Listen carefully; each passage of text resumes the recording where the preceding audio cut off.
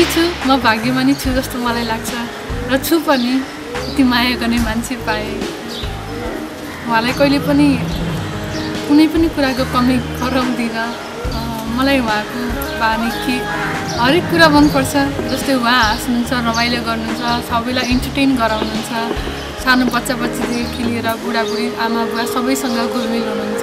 उहाँको मलाई कुरा गर्ने तरिका, सबैलाई हँसाउने बानी चाहिँ राम्रो लाग्यो। खोइ देखेपछि के भयो, सायद भगवान्ले नै त्यो बेला केही सङ्केत दिनुभएको होला। देख्न साथ उहाँ चाहिँ मेरो मनमा छुनुभयो, मलाई राम्रो लाग्यो। त्यसपछि देख्नु मन लाग्यो, दिनदिनै अब देख्न पाउँछु कि भन्नुहुन्थ्यो। साथीहरूसँग हिँड्दा देख्दै भेट्थेँ पनि, कुरा गर्दा रमाइलो लाग्थ्यो। अन्जानमा अब साथीहरूको ग्रुपिङमा हिँडिन्थ्यो, तर यसरी सँगै भइन्छ भन्ने कुरा त्यो बेला चाहिँ मेरो माइन्डमा थिएन। खुसी छु, I am happy for that. Thank you for everything. जो सोचेको थिएन होइन, तर चाहिँ खै कसरी हुन्छ हुँदैन होला जस्तो लागिरहेको थियो, तर चाहिँ भयो। अहिले हामी सँगै छौँ होइन। अब भगवान्ले पनि सबै कुरा भगवान्ले नै गर्नुहुन्छ भन्ने कुरा हुन्थ्यो होइन। त्यही नै भयो जस्तो लाग्यो मलाई। अब जहिले पनि अब कस्तो हुन्छ भन्दाखेरि नभएको नदेखेको बेलामा पनि याद आउने, अनि त्यसपछि चाहिँ के अरे के नभए जस्तो हुने होइन। त्यही भएर अनि त्यसपछि अब त्यो माया नै होला भन्ने जस्तो लाग्यो कि त्यो फिल्महरू हेर्दा पनि, गीतहरू सुन्दा पनि। अनि त्यसपछि चाहिँ त्यसरी नै प्रपोज गरेँ नि त पहिला होइन। भित्रैबाट चाहिँ एकदम अब केही होला है, जादु हो कि अब ऊ नै होला जस्तो लाग्यो कि अब अरू कोही पनि छैन। अब कतै पनि आँखा गएन, उसमा मात्रै आँखा गयो। अनि त्यसपछि त्यो चाहिँ अब फिल्ममा यस्तै होला, रियल लाइफमा पनि त्यस्तै भयो।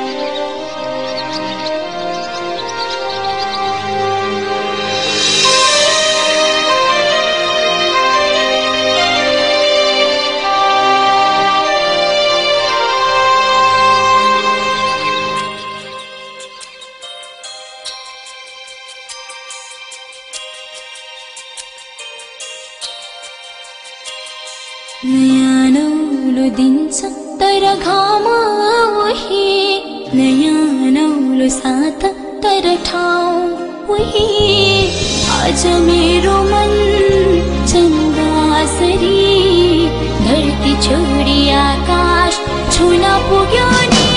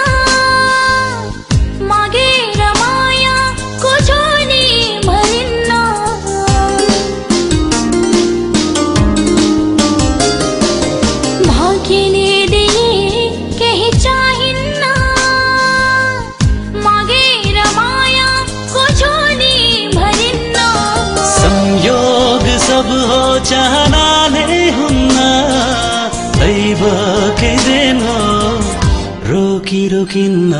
उही जुन नयाँ छ शीतलता केही, नयाँ नौलो पर्छ चञ्चलता उही।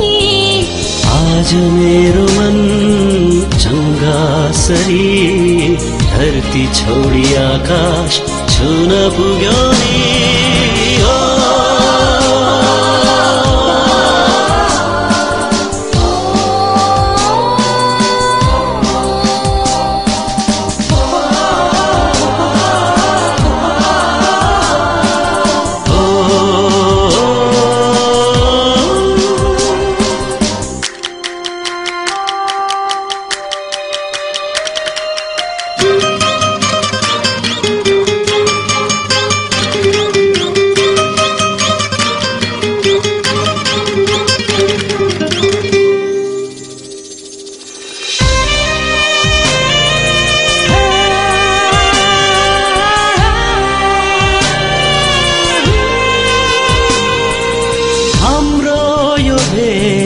अजम्बरी होस् पवित्र मायाको सुरुवात बनोस्।